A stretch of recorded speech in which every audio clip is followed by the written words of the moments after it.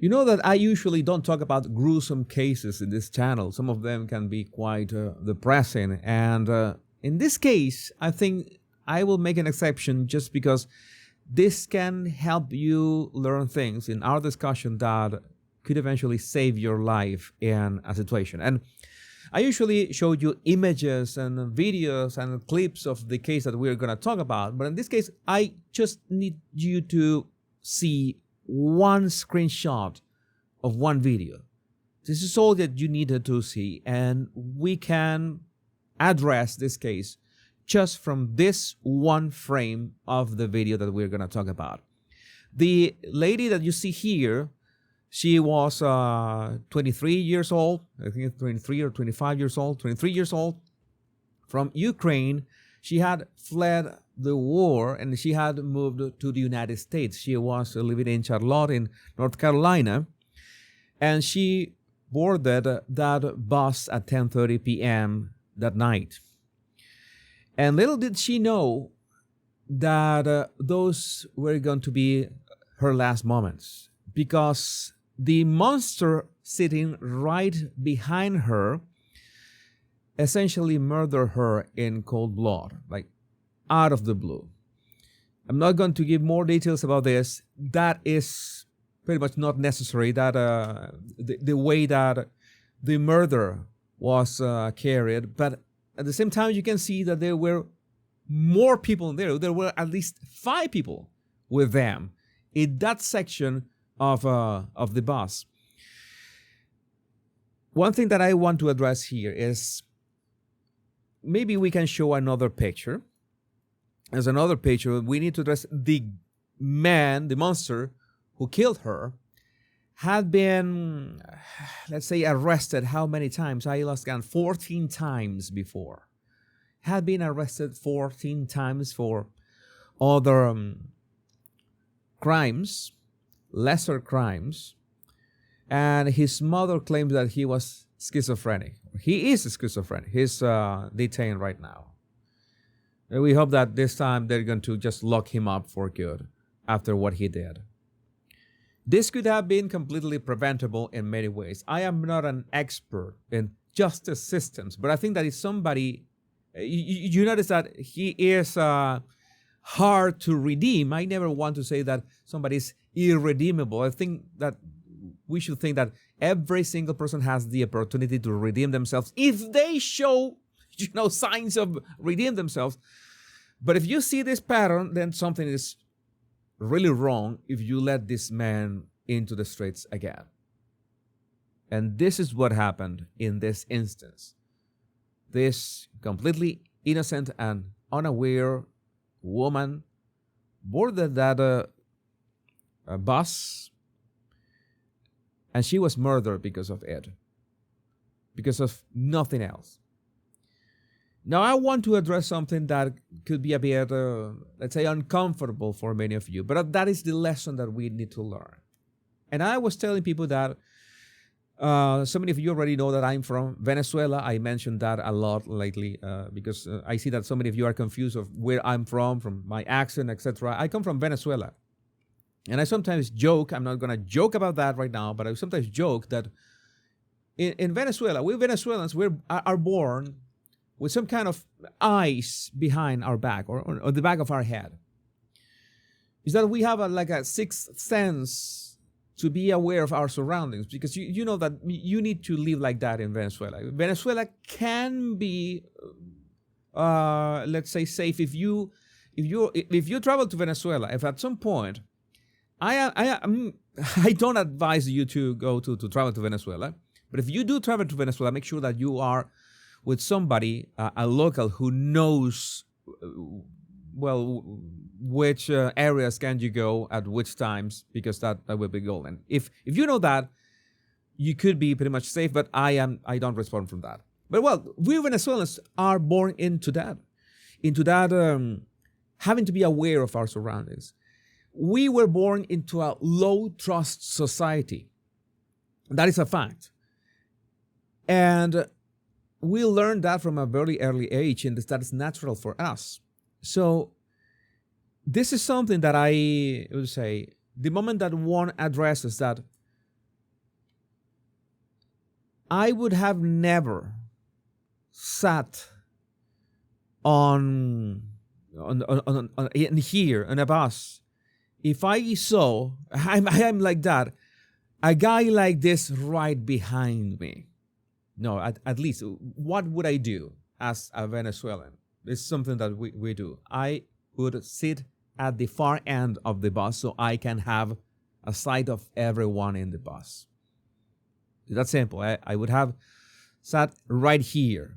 Okay, maybe that I think that was available. Doesn't matter. Maybe I don't sit. I usually, when I take the public transport, I don't sit. I prefer to be, again, back to the wall, aware of my surroundings. I was born in Venezuela, and that's the moment in which people are going to jump in and tell me you are blaming the victim. And that is one way of looking at that. Because I am not blaming the victim, because she had absolutely zero to do with this. And believe it or not, there are people on X. I am not going to say what kind of people. You can guess what kind of people I'm talking about. And they're saying that maybe she was tweeting or writing something racist, and this was, she earned this. Yeah, there are all sorts of stuff on X. Maybe you need some stomach to be on that platform. Maybe you can stay here on YouTube. But she did not deserve this at all. She did not deserve to die like this. She deserved to be, safe. Everybody, women and men and children and the elderly and pets deserve to be safe. Everyone deserves, we should have the right to travel in the public transport in peace and not expect that somebody's going to just murder you out of nowhere. But sadly, the world sometimes doesn't work like that. In some countries, more than others, you have to be aware of your surroundings. You need to have what is called situational awareness. Let's say that it's a branch of common sense. You need to assess the situation. Who is in here? I remember one cartoon was about the New York City subway, in which one of these cartoons was many things about New York City, oddities about New York City. And this one frame said that if you are going to board a tram in the New York City subway, and you see that the tram, right, or I think it's called the tram, right, the carriage or where you board is empty, don't get into that tram. Just wait for the next one. And it says it's empty for a reason. All right, that's why I tell you it's important to know about the local stuff. So that's the kind of thing that you have situational awareness. You are aware of certain things. You're aware of certain people that don't look like friendly. And yes, that's when we arrive to the point of stereotypes. Oh, you are being racist again, Jesus. You're saying that if you see a guy with a certain description at night in your sidewalk, you're gonna change to the other side of the road. Yes, and in Venezuela, I would absolutely do this without even thinking about that. I'm gonna do it. You're gonna do it automatically. And the problem is when you feel guilt about that. Oh no, they're gonna think I'm racist or something, or they're gonna think that I'm xenophobic, or they're gonna think about. But it's better that they think that you're racist or xenophobic or something like that, and be alive in so many situations. And I'm sorry if I'm being so raw and crude about this, but I'm not blaming anybody for being the victim of a monster.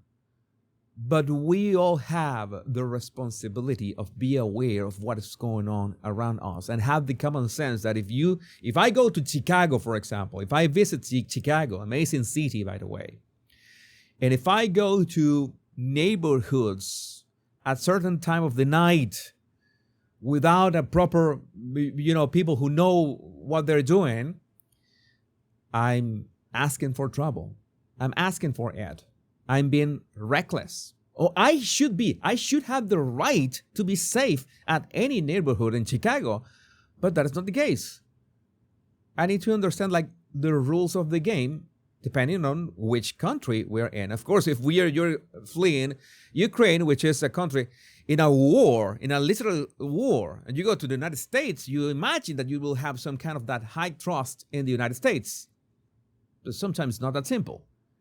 And the thing is about us Venezuelans with that slight automatic paranoia, if you want to call that a certain way, is that it never switches off. We could be in Japan and we will still have that sense of, okay, what is going on around me? And that can save your life. And yes, it can be a jungle out there. It can be heartbreaking out there. It can be really tragic out there. The idea is that this doesn't happen to us. The idea is to try to be aware of your surroundings. The idea is to make yourself as hard as possible to not be the next victim. Because that's something that we can do. And that's something that we should actively do, because I don't want anything to happen to you. And that's why I wanted to address this topic. What this monster did was horrendous. But there are so many ways that this could be avoided. Not only, of course, first thing, the justice system of the United States is effed up in some ways, in so many ways, like I cannot count. Because these people should not be free in the first place. That is for granted. And there's no proper punishment for these people.